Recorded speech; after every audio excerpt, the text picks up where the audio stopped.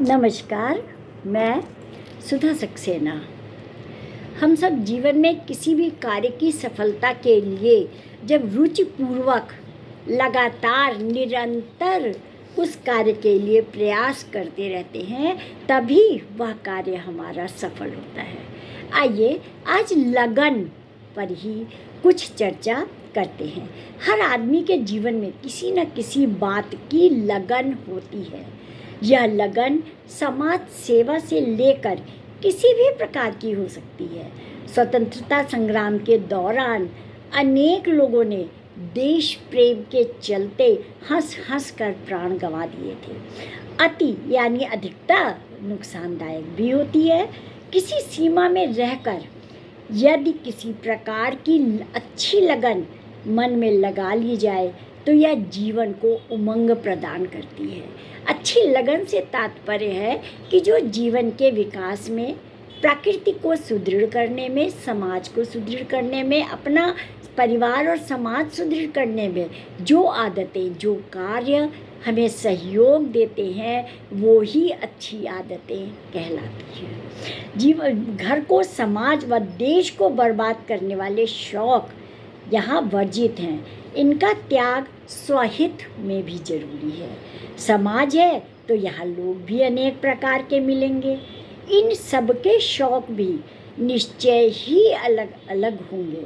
यहाँ एक बात यह ध्यान देने योग्य है कि जो शौक सकारात्मक या रचनात्मक होते हैं समाज उन्हें ही मान्यता देता है और लोग उसी की प्रशंसा भी करते हैं। जो शौक समाज से वर्जित है, जो विध्वंसात्मक है या जिससे व्यक्ति या समष्टि को नुकसान पहुंचता है, उस ऐसे काम का तुरंत परित्याग कर देना चाहिए।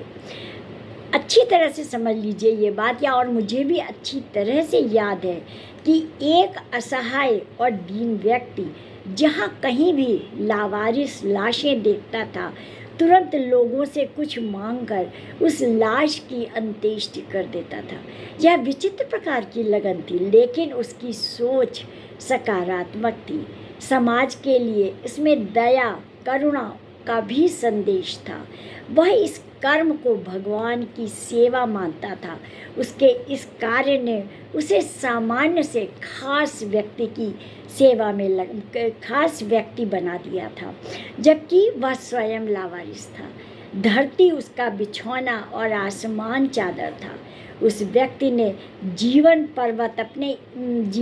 पर्यंत इस शौक को जारी रखा। देश के अनेक लोगों ने उसके इस अच्छे शौक की प्रशंसा की और उसका अनुसरण भी किया। चाहे वह विज्ञान का क्षेत्र हो या ज्ञान का, चाहे वह व्यक्ति का क्षेत्र हो या वैराग्य का। ज्ञानी को भगवान को जानने की लगन है तो वैज्ञानिक को मानवता की सेवा के लिए नए नए आविष्कारों की लगन है। और इसी प्रकार भक्त भगवान के दर्शनों के लिए आतुर है तो वैरागी त्याग की पराकाष्ठा पर पहुँचने के लिए व्याकुल है। भगवत चिंतन में मीरा और चैतन्य महाप्रभु इतने रम जाते थे कि वह नृत्य करते फिरते थे। भगवान से उनकी लगन ऐसी ही थी। अच्छे लक्ष्यों और उद्देश्यों को सामने रखकर जो शौक पाले जाते हैं वे समाज के लिए अनुकरणशील बन जाते हैं। कोरोना जिस समय फैला था, कोरोना महामारी फैली हुई थी, उस समय अनेकों लोगों ने बहुत सेवा करी।